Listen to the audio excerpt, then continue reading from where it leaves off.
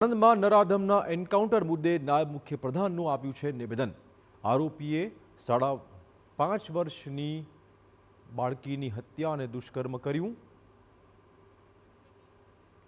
આરોપીનો ભૂતકાળ પણ આ જ પ્રકારના ગુના સાથે સંકળાયેલો છે। નરાધમે પોલીસને ચપ્પુ મારવાનો પ્રયત્ન કર્યો હતો। નરાધમ સામે પોલીસે બચાવમાં ફાયરિંગ કર્યું હતું।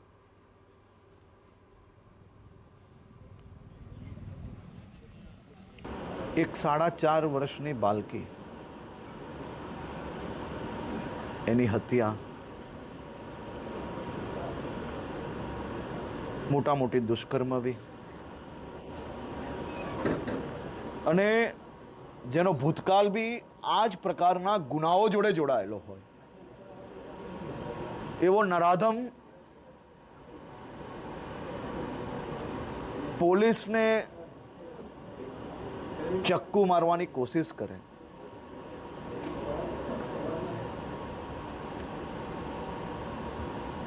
ચક્કુ મારવાની કોશિશ કરવી અનેક ગુનાઓ કરેલા છે અને એવા નરાધમ સામે જ્યારે પોલીસે સ્વબચાવમાં ફાયરિંગ કરવું પડે, આવા નરાધમોને સંપૂર્ણપણે કંટ્રોલમાં રાખવા એ જ રાજ્ય પોલીસનું કામ છે।